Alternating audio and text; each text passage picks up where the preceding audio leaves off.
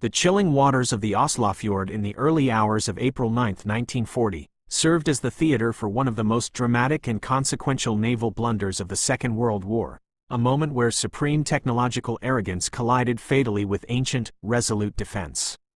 At the heart of this unfolding catastrophe was the German heavy cruiser Blücher, the absolute pride of the Kriegsmarine, a pristine vessel on its maiden combat voyage, carrying not only a massive complement of sailors but also the elite assault troops and Gestapo officials tasked with capturing the King of Norway and seizing the capital city of Oslo. Commanding this behemoth was Captain Heinrich Woldag, operating under the broader task force command of Konteradmiral Oskar Kummetz. They were men steeped in the doctrine of the Blitzkrieg, heavily reliant on the elements of shock, speed, and overwhelming material superiority. The German invasion of Norway, codenamed Operation Weserübung, was a daring, highly complex amphibious and airborne assault designed to secure the vital iron ore shipping routes from Sweden and preempt any British occupation of the Scandinavian peninsula. The plan dictated absolute adherence to a strict timetable. The German forces had to arrive in Oslo before dawn to paralyze the Norwegian government, preventing any organized military resistance or the evacuation of the royal family. It was this desperate reliance on speed, coupled with a fatal underestimation of the Norwegian will to fight, that led Captain Woldag and Admiral Kummetz to make a series of disastrous decisions, the most critical of which was ignoring explicit, undeniable warnings of active, hostile defenses. When the final warning was dismissed in the narrow, treacherous waters of the Drobak Sound, the clock began ticking on an 11-minute window of absolute destruction that would send the Blücher to the bottom of the fjord and fundamentally alter the geopolitical landscape of the war in Northern Europe. To fully comprehend the magnitude of the hubris that doomed the Blücher, one must first examine the sheer technological majesty of the ship itself. The Blücher was an Admiral Hipper-class heavy cruiser, a marvel of German naval engineering that violated the spirit, if not the exact letter, of the interwar naval treaties. Displacing nearly 18,000 tons fully loaded, she was heavily armored and bristled with lethal firepower, including 8 20.3 cm, 8-inch guns housed in 4 massive twin turrets, 12 10.5 cm anti-aircraft guns, 12 37 mm cannons, and an array of torpedo tubes. She was powered by 3 geared steam turbines capable of generating over 130,000 shaft horsepower, driving the massive steel Leviathan through the water at speeds exceeding 32 knots. The ship was equipped with state-of-the-art optical rangefinders, early radar systems, and sophisticated fire control directors that theoretically allowed her to engage and destroy multiple targets simultaneously at extreme ranges. For Captain Woldag, standing on the bridge of this floating fortress, the idea that a technologically inferior, neutral nation like Norway could pose a genuine existential threat to his vessel seemed almost absurd. The German intelligence assessments provided to the task force commanders had painted a picture of a Norwegian military that was poorly equipped, severely understaffed, and politically unwilling to resist a show of overwhelming German force. The operational orders specifically instructed the German captains to bypass coastal fortifications if possible, to ignore warning shots, and to project an aura of peaceful but unstoppable intent, operating under the assumption that the Norwegian defenders would simply capitulate in the face of the mighty Kriegsmarine. The first explicit warning that the Norwegian defense was neither asleep nor compliant occurred shortly before midnight on April 8, at the outermost edges of the Oslofjord. The German naval task force, designated Kampfgruppe 5, encountered the tiny Norwegian patrol boat Pole 3, commanded by Captain Leif Welding Olsen. Despite being hopelessly outgunned by the advancing German armada, which included the heavy cruiser Lutzow, the light cruiser Emden, and a flotilla of destroyers and torpedo boats led by the Blücher, Captain Welding Olsen did not hesitate. He fired warning shots and sent a radio message to the mainland alerting them of the foreign naval intrusion. When the German torpedo boat Albatross moved in to intercept and silence the patrol boat, the Pole 3 fought back, and Welding Olsen became the first Norwegian casualty of the war. This violent encounter should have served as a glaring, unmistakable klaxon to Admiral Kummetz and Captain Woldag that the element of surprise had been irrevocably lost and that the Norwegian coastal defense network was active and willing to shed blood. However, driven by the rigid demands of the operational timetable and blinded by a sense of tactical invulnerability, the German commanders made the fateful decision to press on into the narrowing, darkening confines of the fjord. They dismissed the encounter with the Pole 3 as an isolated incident, an anomaly committed by an overly zealous patrol boat captain, rather than the opening salvo of a coordinated national defense. The Armada continued its advance through the night, running silently with their lights extinguished, navigating the treacherous waters surrounded by steep, looming cliffs that funneled the ships into a precarious, unavoidable path. As the German task force approached the Drobak Sound, the narrowest geographical point in the Oslofjord, the tension on the bridge of the Blücher must have been palpable.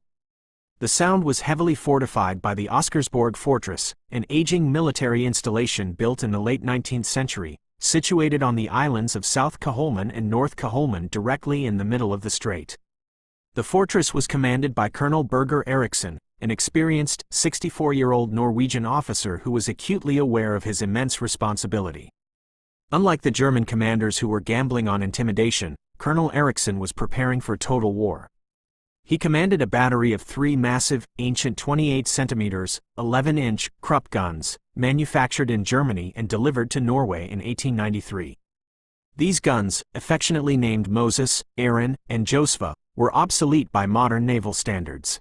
They were painfully slow to load, required massive crews of raw, mostly untrained conscripts to operate, and possessed primitive fire control systems. However, they fired an explosive shell weighing over 250 kilograms, a projectile that, if it found its mark at close range, possessed enough kinetic energy and explosive filler to cripple any warship afloat. Furthermore, the Oscarsborg Fortress commanded a hidden, subterranean torpedo battery carved deep into the rocky cliffs of North Caholmen, equipped with ancient but highly lethal Whitehead torpedoes.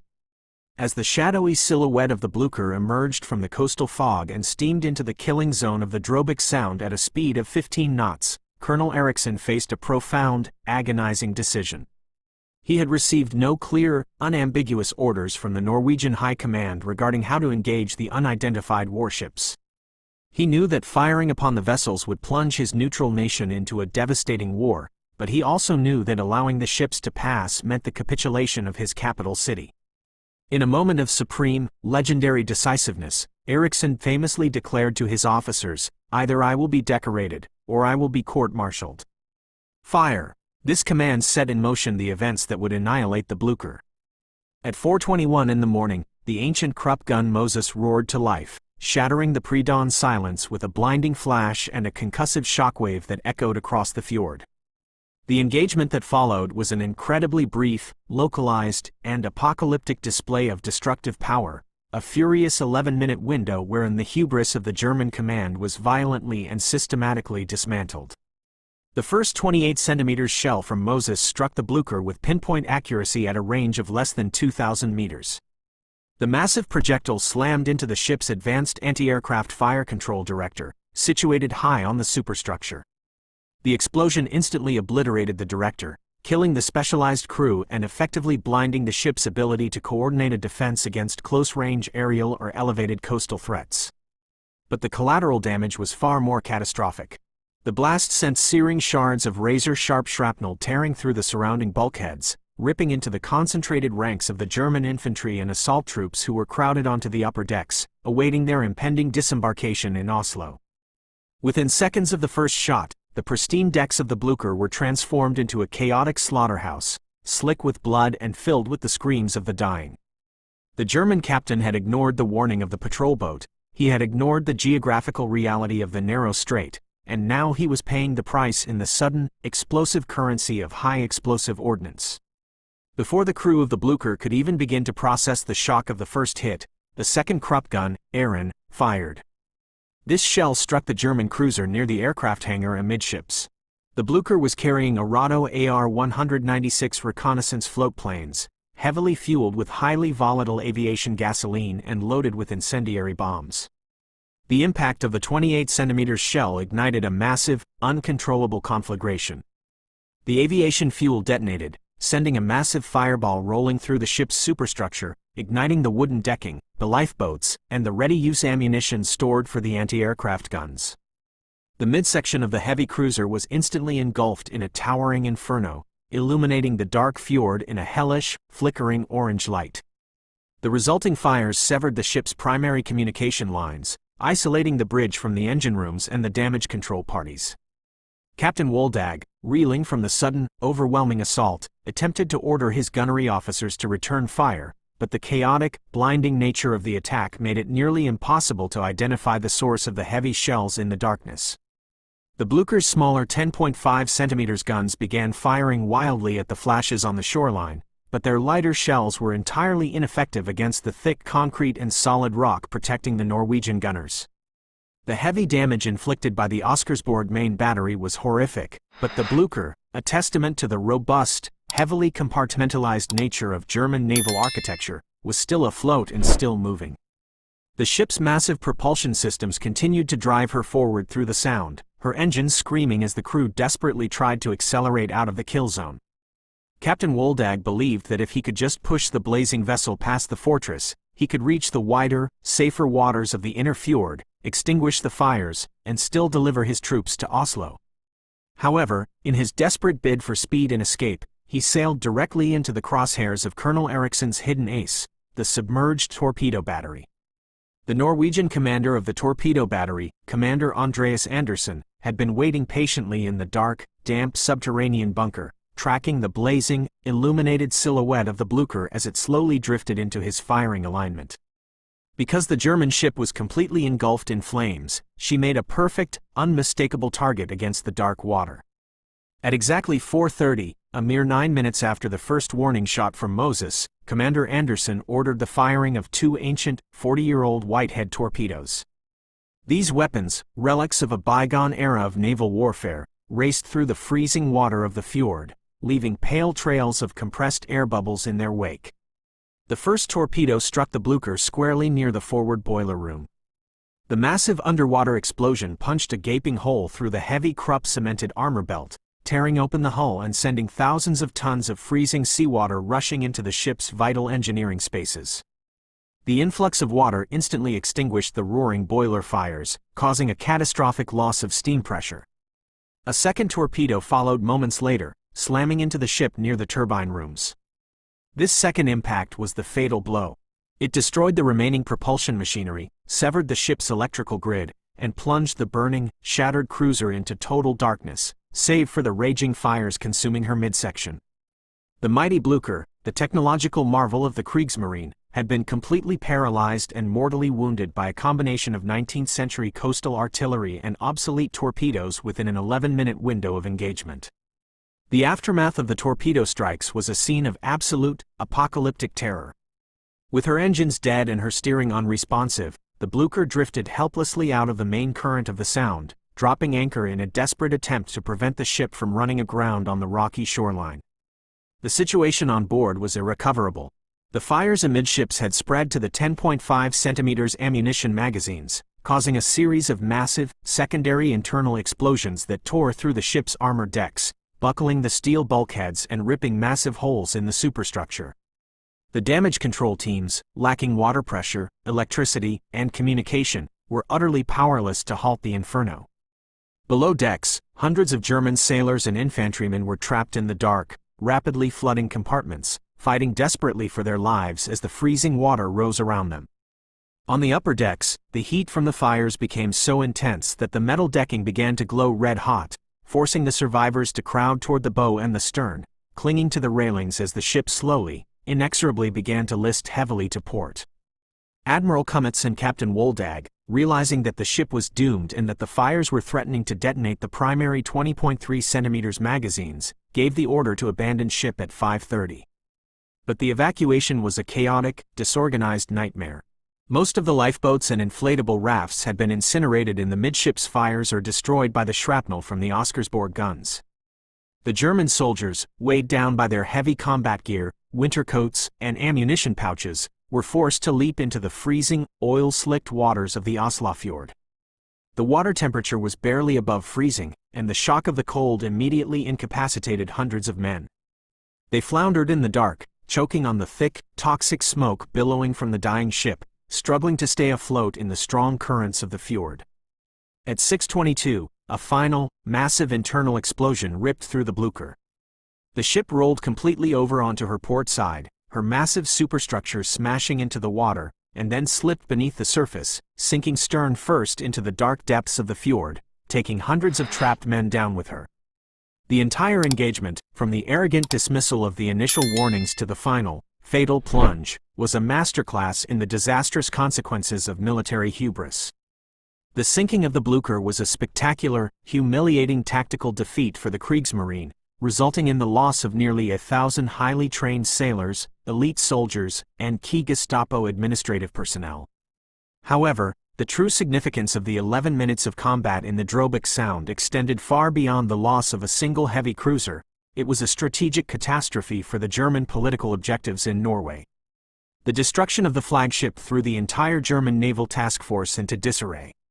The remaining ships, the Lutzow and the Emden, witnessing the terrifying, explosive demise of the Blücher, immediately reversed course and retreated out of the range of the Oscarsborg fortress, realizing that the narrow fjord was a lethal trap.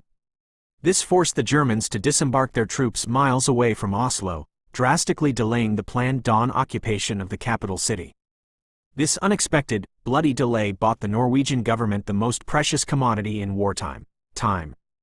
As the Blücher burned and sank in the fjord, the sounds of the heavy guns echoed all the way to Oslo, alerting the Norwegian leadership that the invasion had begun. The Norwegian king, Håkon VII, the royal family, the cabinet ministers, and the members of the parliament were hastily evacuated from the capital on a special train, fleeing northward just hours before the German airborne troops finally managed to secure the city. Furthermore, the delay allowed the Norwegians to execute a frantic, highly successful operation to evacuate the entire gold reserves of the Bank of Norway. Dozens of trucks, loaded with tons of gold bullion, were driven out of Oslo under the cover of darkness, embarking on a perilous, months-long journey across the snowy mountains to the coast, where the gold was eventually loaded onto British cruisers and smuggled to London, denying the Nazi war machine a massive financial windfall. The escape of King Håkon VII was a profound political blow to Adolf Hitler. The German strategy had relied entirely on capturing the king and forcing him to sign a document of capitulation, thereby legitimizing the German occupation and preventing the formation of a resistance movement, much as they had successfully done in Denmark. Because the king remained free, he was able to broadcast messages of resistance over the radio, serving as a powerful, unifying symbol of Norwegian defiance. The king and his government eventually established a government in exile in London, actively aligning the Norwegian merchant marine, one of the largest and most modern shipping fleets in the world, with the Allied cause.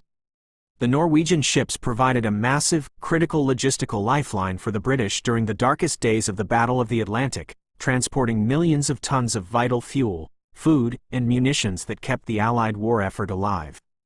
The 11 minutes of combat orchestrated by Colonel Birger Eriksen and his ancient cannons at Oscarsborg had fundamentally derailed the political objectives of Operation Weserübung, transforming what was supposed to be a bloodless, overnight coup into a bitter, protracted, 2-month military campaign in the harsh Norwegian terrain. The fate of the German commanders involved in the disaster serves as a final, ironic epilogue to the story of the Blücher. Admiral Oskar Kummetz survived the sinking, swimming in the freezing water until he was rescued by Norwegian authorities and briefly taken prisoner before being liberated by advancing German troops days later. He continued to serve in the Kriegsmarine, commanding cruiser task forces in the Arctic, but his career was forever shadowed by the humiliation of losing his flagship to an obsolete fortress. Captain Heinrich Woldag also survived the sinking, but his reprieve was tragically brief. Less than a week after the loss of his ship, on April 16, 1940, Captain Woldag was traveling as a passenger on a Junkers Ju-52 transport aircraft flying from Berlin back to Oslo to face an official inquiry regarding the disaster. The aircraft crashed in thick fog over the Oslofjord, very close to the spot where the Blücher lay at the bottom of the sea, killing everyone on board. The captain who had ignored the warnings of the fjord ultimately perished within its confines, a victim of the very geography he had so arrogantly underestimated. The story of the German heavy cruiser Blücher and the 11 fatal minutes in the Drobak Sound remains one of the most compelling and instructive historical narratives of the Second World War. It is a stark, bloody reminder that technological superiority and overwhelming numerical strength can never fully compensate for poor tactical judgment, an arrogant dismissal of enemy capabilities, and a blind, rigid adherence to a predetermined operational timetable. The German command, seduced by the myth of their own invincibility and the intoxicating success of the Blitzkrieg doctrine, believed that speed and intimidation could override the fundamental realities of naval geography and coastal defense. They sailed their magnificent, deeply flawed vessel into a claustrophobic, inescapable kill zone, ignoring every flashing warning sign, and paid the ultimate price in steel, blood, and strategic failure. The ancient cannons of Oscarsborg, manned by raw recruits and commanded by an officer who chose duty over political caution, proved that a determined, well-positioned defense can shatter the most advanced weapons of war, turning a terrifying instrument of conquest into a blazing, sinking tomb in the span of just a few horrific minutes. The silent, rusting wreck of the Blücher, still resting at the bottom of the Oslofjord today, serves as a permanent, haunting monument to the catastrophic cost of military hubris and the enduring power of unexpected, unyielding resistance in the face of overwhelming odds.